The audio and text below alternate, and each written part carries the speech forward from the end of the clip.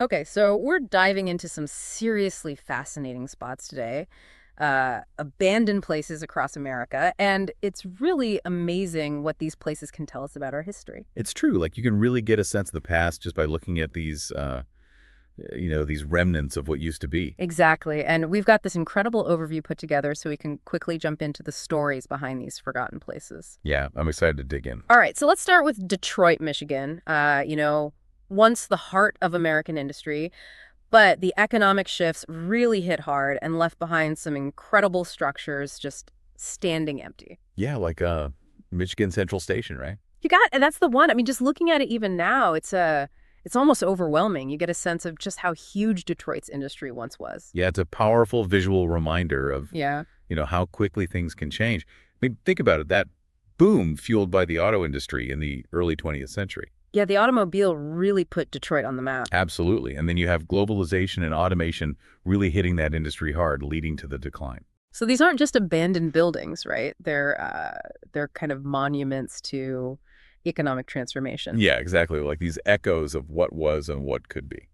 Okay, so let's shift gears and head east to Pennsylvania to the Eastern State Penitentiary. This one closed in 1971, and it's a museum now. Oh, yeah, I've heard of this one. It's supposed to be pretty creepy. Yeah, it's described as really haunting, the feeling you get walking through those ruined cells and empty halls.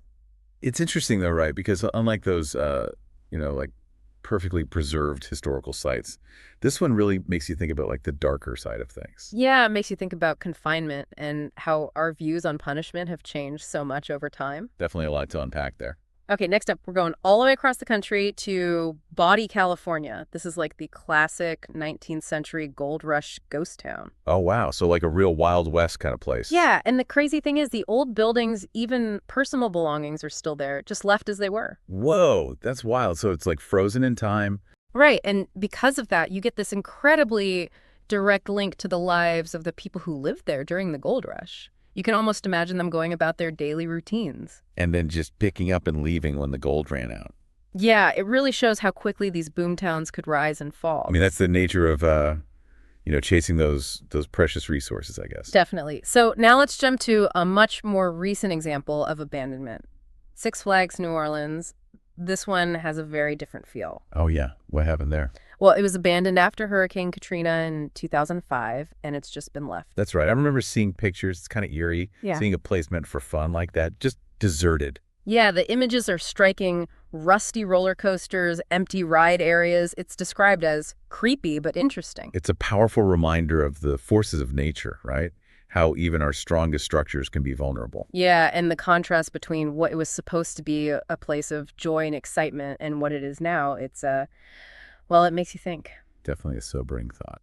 Okay, last stop. We're heading up north to Kennecott, Alaska.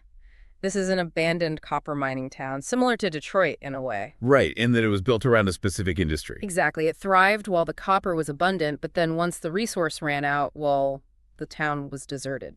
I guess that kind of shows the challenge of building a whole community around a finite resource. Yeah, Kennecott is a stark reminder of that cycle of boom and bust. And it makes you wonder about those communities today that are reliant on, oil or natural gas. Yeah. Yeah. Are they destined to meet the same fate? It's a question worth considering. So from industry to prisons, gold rushes to natural disasters, and then those resource-based communities, these abandoned places, really paint a diverse picture of American history. Absolutely, each with its own unique story. And I think the real takeaway here is, what do all these remnants of the past tell us about ourselves? How have our industries, our priorities, even our relationship with the environment, how has all that changed over time? That's the big question, right? And Wow. thinking about which of these stories resonates the most with you, I think that can really tell you something about your own perspective on American history. I think that's a great point to leave our listeners with. Thanks for joining us today for this deep dive into America's abandoned places. It's been a fascinating journey. Until next time. See